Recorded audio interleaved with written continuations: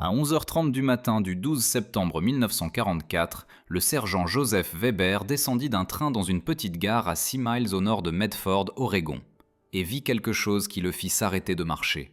Au-delà de la clôture de fil de fer barbelé, au-delà des miradors, au-delà de tout ce que la propagande allemande lui avait dit sur l'Amérique, des montagnes vertes s'élevaient contre un ciel de septembre.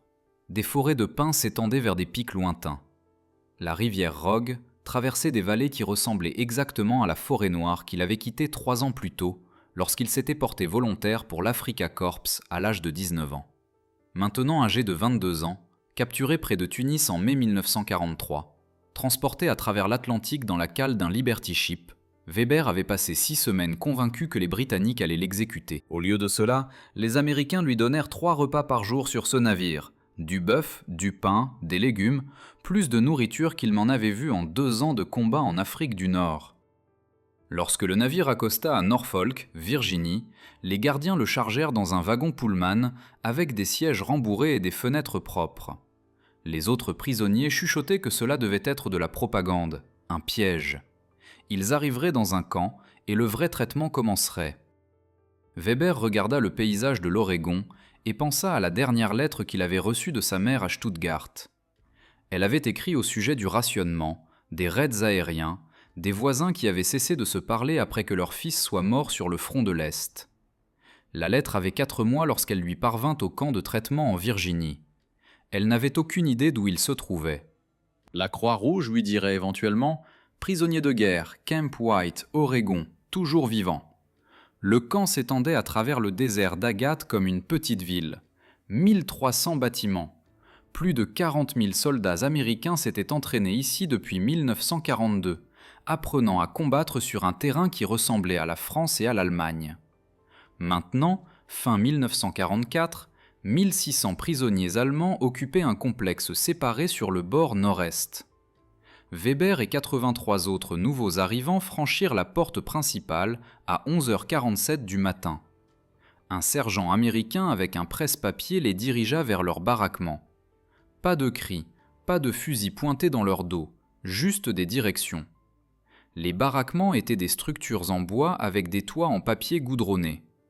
À l'intérieur, chaque homme reçut une couchette avec un matelas, 2 couvertures de laine, un oreiller. Weber avait dormi sur le sable en Tunisie pendant 8 mois avant sa capture. Il s'assit sur la couchette et pressa sa main contre le matelas. Il ne bougeait pas. Le caporal Werner Engel, capturé le même jour que Weber près du même endroit, prit la couchette au-dessus de lui. Engel avait 24 ans, d'une ferme près de Munich. Il avait combattu en Pologne et en France avant l'Afrique. Il regarda les baraquements, les matelas, les autres prisonniers déballant leurs quelques possessions, et dit ce que tout le monde pensait. Cela ne peut pas être réel. À 12h30 de l'après-midi, les gardiens escortèrent les nouveaux prisonniers aux messes. Weber franchit la porte et sentit de la nourriture en train de cuire. De la vraie nourriture, pas la soupe claire qui avait été les rations standards pendant la dernière année de la guerre, pas le pain dur qui s'émiettait en poussière. De la vraie cuisine. Les prisonniers formèrent une file. Des cuisiniers américains servirent chaque homme à partir de grandes marmites et poêles. Weber reçut un plateau métallique divisé en sections. Du rôti de bœuf, de la purée de pommes de terre, des haricots verts, une tranche de pain avec du beurre, une tasse de café. Il porta le plateau jusqu'à une table en bois et s'assit. Autour de lui, d'autres prisonniers allemands étaient assis en silence, fixant leur nourriture. Personne ne mangeait. Weber regarda la portion de viande sur son plateau. Plus de viande qu'il n'en avait mangé en un seul repas depuis 1942. En Afrique du Nord, l'Afrika Korps avait reçu des rations réduites pendant des mois. Les lignes d'approvisionnement depuis l'Italie étaient brisées par les attaques aériennes alliées. Les soldats apprenaient à manger tous les 2 jours au lieu de tous les jours. Lorsque les Britanniques et les Américains les encerclèrent en Tunisie, certaines unités passèrent 3 jours sans nourriture. Maintenant, Weber était assis à une table propre dans un camp de prisonniers américains en Oregon, regardant plus de nourriture qu'il ne pouvait finir. Engel se pencha à travers la table. « Les Américains essaient de nous engraisser avant de nous fusiller. » Weber prit sa fourchette. « S'ils vont nous fusiller, je mourrai le ventre plein. » Il mangea tout ce qui était sur son plateau. La viande était tendre. Les pommes de terre étaient chaudes. Le pain était moelleux. Quand il eut fini, il regarda autour du mess. D'autres prisonniers mangeaient maintenant. Certains pleuraient. Weber ne pleura pas. Il resta assis à la table et essaya de comprendre ce qui se passait. Cet après-midi-là, un capitaine américain s'adressa aux nouveaux prisonniers dans un allemand soigné. Il expliqua les règles du camp White. Les prisonniers travailleraient 6 jours par semaine. Le salaire était de 80 cents par jour. L'argent pouvait être utilisé à la cantine du camp pour acheter des cigarettes, du savon, du papier à lettres, des magazines. Les prisonniers pouvaient écrire des lettres chez eux, à franchissement gratuit. La Croix-Rouge livrerait les lettres en Allemagne. Le courrier d'Allemagne arriverait au camp quand possible. Le délai de livraison actuel était d'environ 4 mois. Les prisonniers pouvaient s'abonner à des journaux. Publication recommandée, The Oregonian. Du temps de loisir était prévu après le travail. Équipement sportif disponible. Livres disponibles à la bibliothèque du camp. Cours du soir d'anglais et d'histoire américaine disponibles pour les intéressés. Les prisonniers seraient traités selon la Convention de Genève. Rations alimentaires identiques aux rations des soldats américains. Soins médicaux identiques aux soins médicaux des soldats américains. Tout prisonnier pris en train de tenter de s'évader serait ramené au camp et placé en isolement pendant 14 jours. Deuxième tentative d'évasion, 30 jours. Troisième tentative, transfert dans un camp de haute sécurité dans un autre État. Le capitaine demanda s'il y avait des questions. Weber leva la main. « Est-ce réel ?» Le capitaine le regarda. « Ceci est le camp White. Vous êtes prisonnier de guerre. Vous serez traité comme l'exige la Convention de Genève. Vous travaillerez. Vous serez payé. Vous serez nourri. Quand la guerre se terminera, vous rentrerez chez vous. C'est réel. » Weber baissa la main. Engel chuchota depuis le siège à côté de lui. « Ils nous ramollissent pour que nous oublions comment combattre. » Weber ne dit rien. Il pensait au rôti de bœuf. Le lendemain matin à 7h30, les gardiens chargèrent Weber et 35 autres prisonniers dans un camion. Le camion roula vers le sud à travers la vallée de Rogue, vers les vergers près de Medford. Weber s'assit à l'arrière du camion et regarda l'Oregon défiler. Des fermes, des granges, du bétail paissant dans des champs verts, des maisons avec des toits intacts et des fenêtres en verre. Tout avait l'air propre, intact. Pas de cratères de bombes, pas de bâtiments brûlés, pas de réfugiés marchant le long de la route avec tout ce qu'ils possédaient attaché sur leur dos. Le camion s'arrêta dans un verger de poires appartenant à un homme nommé Raymond Fisher. Fisher avait 54 ans, américain d'origine allemande de 2e génération, parlait allemand mieux qu'anglais. Il marcha à travers le verger avec les prisonniers et expliqua le travail. Cueillez les poires avec soin, n'abîmez pas les fruits, remplissez les caisses en bois, empilez les caisses au bord de la route. Un bon travailleur peut remplir 36 caisses par jour. Atteignez ce quota et vous pourrez retourner au camp plus tôt. Fisher leur montra comment cueillir les poires sans endommager les tiges. Il leur montra comment juger la maturité. Puis il retourna à son camion et s'en alla. Un gardien resta. Il s'assit sous un arbre et lut un journal. Weber regarda Engel. « Où sont les autres gardiens ?»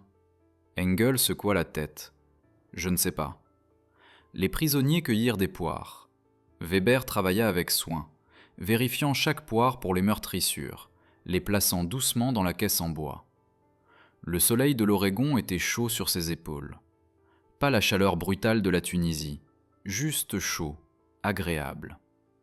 À 10h15 du matin, il avait rempli 8 caisses. Engel en avait rempli 7. Les autres prisonniers travaillaient à un rythme similaire.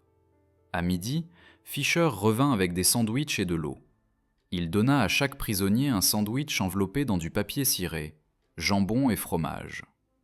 Weber mangea le sandwich et but l'eau, et essaya de se souvenir de la dernière fois qu'il avait mangé un déjeuner au milieu d'une journée de travail. Fisher parla aux prisonniers en allemand pendant qu'ils mangeaient. « Vous travaillez bien, mieux que le dernier groupe. Ils étaient paresseux.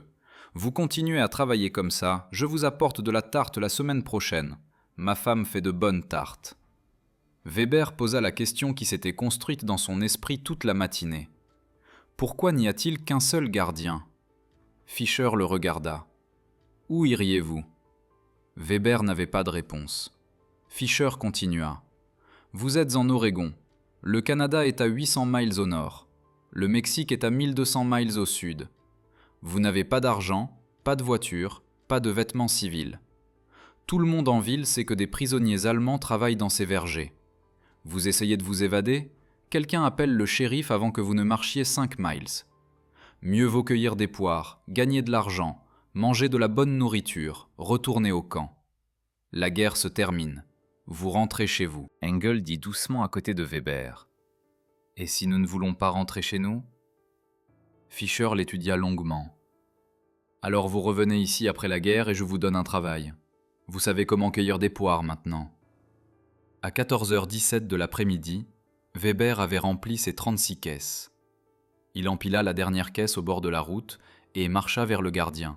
« J'ai fini. » Le gardien regarda les caisses empilées, les compta, fit une marque sur son presse-papier. « Vous pouvez retourner au camp ou continuer à travailler pour un salaire supplémentaire. » Weber choisit de continuer à travailler. Il remplit 4 caisses de plus avant que le camion n'arrive à 16h pour ramener les prisonniers au Camp White. Ce soir-là, Fischer envoya 6 tartes aux pommes au camp. Les gardiens distribuèrent des parts aux prisonniers qui avaient travaillé dans son verger. Weber mangea sa part lentement. Il n'avait pas goûté de tarte depuis avant la guerre. Engel mangea sa tarte et ne dit rien. Plus tard, dans les baraquements, après l'extinction des feux, il parla dans l'obscurité. « Weber. »« Oui. »« Ce n'est pas ce à quoi je m'attendais. »« Non. »« Penses-tu qu'ils vont nous envoyer combattre les Russes après nous avoir rééduqués ?» Weber ne répondit pas. Il pensait aux montagnes vertes et aux baraquements propres et à la tarte aux pommes et aux fermiers qui parlaient allemand et offraient des emplois après la guerre. Il pensait à la lettre de sa mère décrivant le rationnement et les raids aériens et les voisins qui avaient cessé de se parler. Il pensait aux rôtis de bœuf et aux poires et aux gardiens qui étaient assis sous un arbre en lisant un journal pendant que les prisonniers travaillaient sans supervision. Ce n'était pas la guerre, c'était autre chose. Quelque chose pour lequel la propagande allemande ne l'avait jamais préparé. La routine de travail continua 6 jours par semaine. Le groupe de Weber alternait entre différentes fermes, vergers de poires, vergers de pommes, champs de pommes de terre, champs d'oignons. Le travail était dur mais pas brutal. La nourriture au camp était constante. 3 repas chaque jour, de la viande au moins 1 fois par jour, du pain à chaque repas, du café le matin. Le dimanche, les prisonniers avaient du temps libre. Weber assistait aux cours d'anglais le soir, enseigné par un lieutenant américain qui avait étudié à Berlin avant la guerre. L'allemand du lieutenant était impeccable. Son enseignement de l'anglais était patient. Il leur enseignait des phrases pratiques. « Je voudrais acheter du pain. Où est le bureau de poste ? Merci pour votre aide. » Après 6 semaines, Weber pouvait lire l'anglais de base. Il commença à lire The Oregonian, des articles sur la guerre en Europe, les troupes américaines avançant à travers la France, les troupes soviétiques avançant à travers la Pologne, Berlin étant bombardé quotidiennement, les pertes civiles augmentant. Weber lisait ces articles et pensait à sa mère à Stuttgart. Stuttgart était bombardée régulièrement. Selon les rapports des journaux, il n'avait reçu aucune lettre d'elle depuis son arrivée au Camp White. La Croix-Rouge disait que le courrier était retardé à cause des combats. Il écrivait des lettres chaque semaine, des lettres courtes, des lettres prudentes. Il disait à sa mère qu'il était en sécurité. Il lui disait qu'il travaillait dans des fermes en Oregon. Il lui disait que les Américains traitaient les prisonniers selon la Convention de Genève. Il ne lui parlait pas du rôti de bœuf ou de la tarte aux pommes ou du fermier qui offrait des emplois après la guerre. Il ne savait pas comment expliquer ces choses dans une lettre qui serait lue par des censeurs allemands avant d'atteindre Stuttgart. Fin novembre, Fischer invita Weber et 3 autres prisonniers à aider à construire un garage en béton dans sa ferme. Le travail était différent de la cueillette de fruits. Mélanger du ciment, poser des fondations, construire des coffrages. Fischer travaillait à leur côté, expliquant chaque étape. Il amena sa femme pour les rencontrer. Elle apporta du pain fraîchement cuit et de la confiture. Les prisonniers s'assirent dans la cuisine de Fischer et mangèrent du pain avec de la confiture et burent du café pendant que sa femme leur posait des questions en allemand. D'où venaient-ils ? Avaient-ils des familles ? Que faisait-il avant la guerre ? Weber lui parla de Stuttgart, de son travail dans l'imprimerie de son père avant d'être enrôlé en 1941, de l'entraînement pendant 2 mois et de l'expédition en Afrique sans jamais voir de combat en Europe, de la Tunisie et de la reddition et du long voyage vers l'Amérique. La femme de Fischer écouta, et remplit sa tasse de café 2 fois. Quand les prisonniers eurent fini de manger, elle les renvoya au travail avec plus de pain enveloppé dans des serviettes en tissu. « Gardez les serviettes, dit-elle, j'en ai beaucoup. » Le garage prit 3 semaines à terminer. Quand il fut fini, Fischer le parcourut avec Weber, vérifiant le travail du béton, hochant la tête avec approbation. « Vous avez fait du bon travail, cela durera 50 ans. » Puis il sortit une enveloppe de sa poche et la tendit à Weber. « Salaire supplémentaire, vous avez travaillé dur. » Weber ouvrit l'enveloppe. 5 $. Plus de 6 jours de salaire régulier du camp. Il essaya de la rendre. « C'est trop. » Fischer repoussa sa main. « Je paierai un travailleur américain davantage. Vous le gardez. Achetez quelque chose de bien à la cantine. » Weber garda l'argent. À la cantine du camp ce soir-là, il acheta 3 barres de chocolat et un magazine sur les automobiles américaines. Il n'avait jamais vu autant de types de voitures différents. Le magazine montrait des usines produisant des milliers de véhicules chaque mois. D'énormes chaînes de montage, de l'acier, du caoutchouc et de l'essence illimitée. Weber pensa à l'armée allemande en Tunisie, manquant de carburant et de munitions, pendant que les forces américaines et britanniques avaient des approvisionnements illimités. Il pensa aux rations maigres et aux lignes d'approvisionnement brisées, et au moment où son commandant lui avait ordonné de se rendre, parce que continuer à se battre n'accomplirait rien d'autre que de faire tuer tout le monde. Il regarda les photographies des usines automobiles américaines et commença à comprendre pourquoi l'Allemagne avait perdu en Afrique et perdrait en Europe. En janvier 1945, le Camp White reçut de nouveaux prisonniers. Ces hommes venaient de France, capturés pendant la bataille des Ardennes. Ils étaient différents des prisonniers de l'Afrika Korps, plus durs, plus engagés dans l'idéologie nazie. Ils ne croyaient pas les histoires sur le bon traitement et la nourriture abondante. Ils arrivèrent en s'attendant à la brutalité et reçurent du rôti de bœuf. La confusion les rendit furieux. Weber regarda l'un des nouveaux prisonniers jeter son plateau de dîner contre le mur du mess. L'homme cria que c'était de la faiblesse, qu'accepter la nourriture ennemie était une trahison, que les vrais soldats allemands préféreraient mourir de faim plutôt que de manger de la viande américaine. 3 gardiens le retirèrent du mess. Le lendemain matin, il était au travail dans les champs de pommes de terre avec tout le monde. En février, même les nouveaux prisonniers avaient cessé de se plaindre de la nourriture. Certains d'entre eux commencèrent à assister aux cours d'anglais.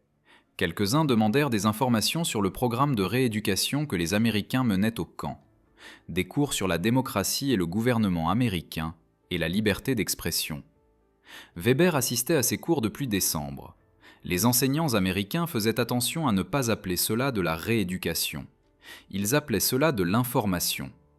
Ils montraient des films sur la Constitution américaine, sur le fonctionnement du gouvernement, sur les élections et la liberté de la presse. Ils expliquaient qu'en Amérique, les journaux pouvaient critiquer le gouvernement sans être fermés, que les citoyens pouvaient voter pour différents dirigeants s'ils n'étaient pas d'accord avec les politiques actuelles, que plusieurs partis politiques existaient et se disputaient le pouvoir. Les prisonniers allemands ne croyaient pas cela, ils pensaient que c'était de la propagande. Les enseignants leur montrèrent plusieurs journaux américains avec différentes opinions politiques. Les prisonniers pensèrent que les journaux étaient fabriqués. Les enseignants firent venir des citoyens locaux de l'Oregon qui expliquèrent comment ils avaient voté lors des récentes élections et ce qu'ils pensaient de diverses politiques gouvernementales. Certains citoyens critiquèrent le président Roosevelt, d'autres le louèrent. Les prisonniers restèrent assis en silence et essayèrent de traiter cette information. En Allemagne, critiquer publiquement le Führer signifiait l'emprisonnement ou la mort. En Amérique, des citoyens se tenaient devant des prisonniers allemands et n'étaient ouvertement pas d'accord avec leurs propres dirigeants, et rien ne leur arrivait. Le 8 mai 1945, les haut-parleurs du camp annoncèrent que l'Allemagne s'était rendue. La guerre en Europe était terminée. Les gardiens américains rassemblèrent tous les prisonniers dans la cour principale. Le commandant du camp lut l'annonce en anglais. Puis un traducteur la répéta en allemand. L'Allemagne avait capitulé. Toutes les forces allemandes avaient déposé les armes. Le Troisième Reich n'existait plus. Adolf Hitler était mort. La guerre était finie. Weber se tenait dans la cour et écouta la traduction. Autour de lui, d'autres prisonniers se tenaient en silence. Personne ne pleura. Personne ne protesta. Personne ne s'effondra. Le commandant du camp s'était attendu à des réactions émotionnelles. Des suicides peut-être, au minimum des prisonniers s'effondrant de chagrin pour leur patrie vaincue. Au lieu de cela, les prisonniers allemands se tinrent tranquillement et écoutèrent l'annonce, puis retournèrent à leur baraquement lorsqu'ils furent congédiés. Engel s'assit sur sa couchette ce soir-là et fixa le mur. Nous avons perdu. Oui. Tout. Oui. Mon père est mort en Pologne en 1940. Mon frère est mort en Russie en 1943. Pour rien. Weber ne savait pas quoi dire. Il pensa à Stuttgart et au bombardement, et à sa mère qui était peut-être morte, et à l'imprimerie qui était probablement détruite, et à la vie qu'il avait quittée en 1941 qui n'existait plus. Il pensa aux montagnes vertes de l'Oregon et aux fermiers qui lui avaient offert un emploi, et au garage en béton qui durerait 50 ans. « Je ne sais pas si je veux retourner, » dit Engel doucement. « Où irais-tu ? » ?»« Ici, Oregon. »« Travailler pour Fischer, commencer une nouvelle vie. L'Allemagne est finie. » Weber comprit. Il avait pensé des pensées similaires pendant des mois, mais ne les avait pas dites à voix haute. Le problème était simple. La loi américaine sur l'immigration ne permettait pas aux soldats ennemis de rester dans le pays après la guerre. Tous les prisonniers seraient rapatriés. L'Allemagne avait besoin de travailleurs pour reconstruire. Besoin d'anciens soldats pour revenir et aider à rétablir l'ordre. Les Alliés voulaient que l'Allemagne soit reconstruite en démocratie. Avaient besoin d'Allemands qui comprenaient les principes démocratiques. Les prisonniers qui avaient suivi le programme de rééducation dans des camps comme White étaient considérés comme des atouts précieux pour la reconstruction. Que Weber veuille rester en Oregon ou non était sans importance. Ils seraient renvoyés. Ils le seraient tous. Les prisonniers restèrent au camp White pendant l'été et l'automne de 1945, travaillant la saison des récoltes.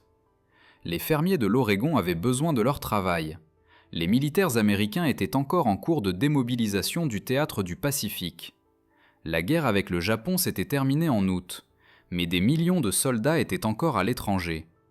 La main-d'œuvre agricole restait rare, alors les prisonniers allemands cueillirent des poires et des pommes de terre et des oignons en septembre et octobre et novembre. Weber travaillait dans la ferme de Fischer la plupart des jours. Il était devenu compétent dans le travail du verger. Fischer le demandait spécifiquement. En décembre, les premiers prisonniers commencèrent à être expédiés. Des groupes de 100 hommes chargés dans des trains à destination de New York ou Seattle, puis sur des navires de retour en Europe. Weber reçut ses ordres le 14 décembre, se présentait à la porte principale à 6 heures du matin le 18 décembre avec toutes ses possessions. Il serait transporté à Seattle et chargé sur un navire pour l'Angleterre, puis transféré dans la zone d'occupation américaine en Allemagne. Il emballa ses quelques possessions, les magazines qu'il avait achetés à la cantine, les serviettes en tissu de la femme de Fischer, les lettres de sa mère qui avaient finalement commencé à arriver en août, après la fin de la guerre. 3 lettres, toutes écrites avant la reddition de l'Allemagne, décrivant les conditions à Stuttgart. La ville avait été lourdement bombardée. Leur quartier avait été partiellement détruit. L'imprimerie avait disparu. Son père travaillait dans une usine de munitions. Sa sœur cadette avait été tuée lors d'un raid aérien en janvier. Sa mère était vivante mais en difficulté. Le 17 décembre, Fischer se rendit en voiture au Camp White et demanda à parler avec Weber. Les gardes l'autorisèrent. Ils se rencontrèrent dans une zone de visite avec un grillage métallique entre eux. Fischer poussa une enveloppe à travers le grillage. « De l'argent pour quand tu retourneras en Allemagne, pour recommencer ta vie. » Weber tenta de refuser. Fischer insista. « Tu as travaillé dur, tu as gagné cet argent, tu en as plus besoin que moi. » Weber prit l'enveloppe. À l'intérieur se trouvaient 50 $. Plus d'argent qu'il n'en avait gagné en 6 mois de travail au camp. Fischer parla à travers le grillage. « Si tu reviens en Oregon après que les choses se soient calmées, j'ai un emploi pour toi. Je parrainerai ton immigration. Je connais des avocats à Portland qui s'occupent de ces choses. Tu travailles dur, tu es honnête. L'Amérique a besoin d'hommes comme toi. » Weber ne se faisait pas confiance pour parler. Il hocha la tête. Fischer hocha la tête en retour.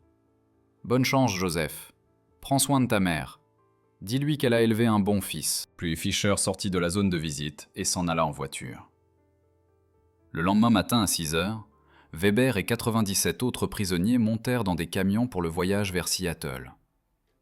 Alors que les camions s'éloignaient du Camp White, Weber regarda en arrière le complexe, les baraquements, le réfectoire, la bibliothèque, la cour de récréation, le drapeau américain flottant au-dessus du portail principal. Engel était assis à côté de lui dans le camion. « Fischer est venu te voir ? » ?»« Oui, il m'a offert un emploi après la guerre. »« À moi aussi. »« Vas-tu revenir ? » ?»« Je ne sais pas. L'Allemagne est mon pays. Ma famille est là-bas. Mais l'Oregon... » Weber ne termina pas sa phrase. Il n'en avait pas besoin. Ils comprenaient tous deux ce que l'Oregon représentait. Les montagnes vertes qui ressemblaient à la forêt noire, mais qui n'avaient pas été touchées par la guerre. Le fermier qui parlait allemand et payait un supplément pour le bon travail et offrait des emplois à des soldats ennemis. Le garage en béton qui durerait 50 ans, la tarte aux pommes et le rôti de bœuf, et les baraquements propres, et les abonnements aux journaux, et les cours du soir d'anglais et de démocratie. La chance de recommencer dans un endroit qui n'avait pas été détruit. Mais il retournait en Allemagne. Les ordres étaient les ordres. Le navire pour l'Europe attendait déjà à Seattle. Weber retourna à Stuttgart en janvier 1946. La ville était pire que ce que les lettres de sa mère avaient décrit. Des quartiers entiers n'étaient que décombres. Des milliers de personnes vivaient dans des sous-sols et des bâtiments endommagés. La nourriture était rare. Les autorités d'occupation distribuaient des rations, mais les approvisionnements étaient insuffisants. Weber trouva sa mère vivant dans 3 pièces d'un immeuble partiellement détruit. Son père était mort dans l'usine de munitions lorsqu'elle avait été bombardée en mars 1945, 2 mois avant la reddition. Weber donna à sa mère les $50 de Fischer. Elle pleura quand elle vit l'argent américain. De l'argent réel. Elle pouvait échanger cela contre de la nourriture au marché noir. Cela les garderait en vie pendant des mois.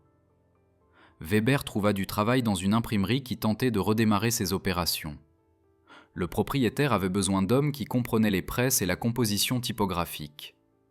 Weber connaissait les deux pour avoir travaillé dans l'atelier de son père avant la guerre. Le salaire était minimal. De la nourriture et de la monnaie d'occupation suffisante pour survivre. L'Allemagne se reconstruisait lentement. Les autorités d'occupation américaines poussaient pour des réformes démocratiques, une nouvelle constitution, de nouveaux partis politiques, des élections. Weber assistait à des réunions où ces choses étaient expliquées. Les explications semblaient familières. Il les avait déjà entendues dans les cours du soir au Camp White. En 1948, Weber dirigeait l'imprimerie. Le propriétaire était décédé et lui avait légué l'entreprise en reconnaissance de son éthique de travail et de ses compétences. Weber épousa une femme de Stuttgart qui avait survécu à la guerre en travaillant dans un hôpital. Ils eurent 2 filles. Il construisit une vie dans la Nouvelle-Allemagne qui émergea des ruines du Troisième Reich. Mais il n'oublia jamais l'Oregon, n'oublia jamais les montagnes vertes et le fermier qui lui avait offert une seconde chance. En 1952, Weber reçut une lettre d'Amérique. Fischer avait conservé son adresse. La lettre était simple. « L'offre d'emploi tient toujours. Si tu veux venir en Oregon, je parrainerai ton immigration. Mon avocat dit que c'est possible maintenant pour les anciens prisonniers qui ont travaillé dans les fermes. Amène ta famille, commence une nouvelle vie ici. » Weber montra la lettre à sa femme. Elle la lut 2 fois. « Que veux-tu faire ? » ?»« Je ne sais pas. L'Allemagne va mieux maintenant. Nous avons une bonne vie ici. » Mais l'Oregon était le paradis. Elle le regarda. Elle avait entendu les histoires sur son séjour au Camp White. La nourriture, le traitement, les opportunités. Elle n'avait pas tout cru jusqu'à maintenant. Va visiter. Vois si c'est ce dont tu te souviens. Si c'est le cas, nous déciderons ensemble. Weber voyagea en Oregon durant l'été 1953. Fischer le rencontra à l'aéroport de Portland, le conduisit vers le sud à travers les vallées jusqu'à Medford. Les montagnes vertes étaient exactement comme Weber s'en souvenait. La ferme de Fischer s'était agrandie. Le garage en béton était toujours debout, solide et fonctionnel après 8 ans. Fischer lui montra les vergers et expliqua l'entreprise. « J'ai toujours besoin de travailleurs. J'ai toujours besoin de quelqu'un qui sait comment cueillir des poires sans les meurtrir. Le salaire est bon, le logement est disponible. Tu serais immigrant légal, pas prisonnier. » Weber passa 2 semaines à travailler à la ferme. Le travail était le même. Le soleil de l'Oregon était le même. La femme de Fisher faisait la même tarte aux pommes. Tout était exactement comme en 1945, sauf que les barbelés et les miradors avaient disparu. Weber pouvait aller à Medford quand il le voulait, pouvait conduire jusqu'à Portland s'il le choisissait, pouvait vivre n'importe où en Amérique s'il en avait les moyens. La liberté était écrasante, après avoir grandi dans un état policier, puis vécu l'occupation. Avant que Weber ne quitte l'Oregon pour retourner en Allemagne, Fisher fit son offre finale. « Amène ta famille. Travaille pour moi pendant 2 ans. Après cela, je te vendrai 20 acres de verger à un prix équitable. Tu construiras ta propre entreprise, deviendras citoyen américain, élèveras tes filles ici, leur donneras des opportunités que l'Allemagne ne peut pas offrir. » Weber retourna à Stuttgart et en discuta avec sa femme. Ils prirent leur décision en septembre 1953. Ils immigreraient en Oregon. Weber vendit l'imprimerie et utilisa l'argent pour le passage vers l'Amérique. Ils arrivèrent en Oregon en février 1954. Fisher les rencontra à nouveau à l'aéroport de Portland, les conduisit à la petite maison sur sa propriété, où ils vivraient pendant que Weber travaillerait et économiserait de l'argent pour l'achat du terrain. Les filles de Weber avaient 5 et 3 ans. Elles ne parlaient pas anglais. En 6 mois, elles parlaient anglais mieux que leurs parents. En 1 an, elles avaient l'accent d'enfants américaines. Weber travailla pour Fisher pendant 3 ans, pas 2. Il voulait économiser plus d'argent avant d'acheter son propre terrain. En 1957, il acheta 30 acres de verger de poires près de Medford, construisit une maison, planta des arbres supplémentaires, établit sa propre entreprise de culture et de vente de fruits. Ses filles grandirent américaines, fréquentèrent des écoles américaines, épousèrent des hommes américains, eurent des enfants américains. En 1961, Weber devint citoyen américain naturalisé. Il se tint dans un tribunal à Medford et prêta allégeance aux États-Unis. Le juge qui administra le serment était un vétéran de la Seconde Guerre mondiale qui avait combattu en France. Après la cérémonie, le juge serra la main de Weber et dit « Bienvenue chez toi ». Weber tenta d'expliquer qu'il avait été un soldat allemand. Le juge hocha la tête. « Je sais, j'ai lu votre dossier. Vous étiez prisonnier au Camp White. Vous avez travaillé dans des fermes, vous êtes revenu. Cela fait de vous un Américain. » Weber vécut en Oregon jusqu'à sa mort en 1998, à l'âge de 76 ans. Son verger de poires resta rentable pendant 4 décennies d'exploitation. Il ne retourna jamais en Allemagne. Sa femme y fit une visite en 1965 pour voir sa famille, mais Weber resta en Oregon. Il disait que l'Allemagne était le passé, l'Oregon était l'avenir. Ses filles lui demandèrent une fois pourquoi il avait choisi de revenir en Amérique au lieu de rester dans le pays où il était né. Il réfléchit longuement à la question avant de répondre. Il leur parla de la guerre, de la Tunisie et de la reddition, du Liberty Ship et du long voyage à travers l'Atlantique, du fait qu'il s'attendait à être exécuté et qu'il avait reçu du rôti de bœuf, des montagnes vertes et du fermier qui parlait allemand et offrait des emplois à des soldats ennemis, du garage en béton qui durerait 50 ans, de la tarte aux pommes et des abonnements aux journaux, et des cours du soir sur la démocratie, et du simple fait que les Américains traitaient les prisonniers allemands mieux que l'Allemagne n'avait traité ses propres citoyens. Il leur parla de son arrivée au Camp White à l'âge de 22 ans et de sa pensée qu'il avait été envoyé au paradis, du travail dans les vergers et des 3 repas quotidiens, et du sommeil sur des matelas avec des couvertures propres, et de la réalisation que tout ce qu'on lui avait enseigné sur l'Amérique était un mensonge, d'avoir appris ce que la démocratie signifiait réellement en la voyant fonctionner au lieu qu'on lui en parle dans des discours de propagande. D'avoir vu un pays qui avait le pouvoir de brutaliser ses ennemis et qui choisissait plutôt de les nourrir et de les payer et de les préparer à des vies productives après la guerre. Il leur parla d'avoir été debout dans le verger de Fisher en 1945 et d'avoir compris pour la première fois ce que signifiait vivre dans un endroit où le gouvernement existait pour servir les gens, au lieu que les gens existent pour servir le gouvernement. Il leur dit que l'Oregon n'était pas le paradis, c'était mieux que le paradis. Le paradis était quelque chose qu'on atteignait après la mort. L'Oregon était quelque chose qu'on pouvait construire de son vivant. Le verger de poires que Weber construisit fonctionne encore aujourd'hui, sous la direction de son petit-fils. Le garage en béton qu'il construisit sur la ferme de Fischer en 1944 est toujours debout, exactement comme Fischer l'avait prédit. Le drapeau américain flotte au-dessus des deux propriétés. Si Weber était retourné en Allemagne en 1946 et y était resté, rien de tout cela n'existerait. Mais il revint en Oregon. Il choisit les montagnes vertes et les opportunités, et la liberté, et la vie que l'Amérique offrait à un ancien soldat ennemi qui avait appris ce que la démocratie signifiait en vivant sous elle en tant que prisonnier. Il choisit le pays qu'il avait traité mieux en tant qu'ennemi que son propre pays ne l'avait traité en tant que citoyen. Ce choix fit toute la différence.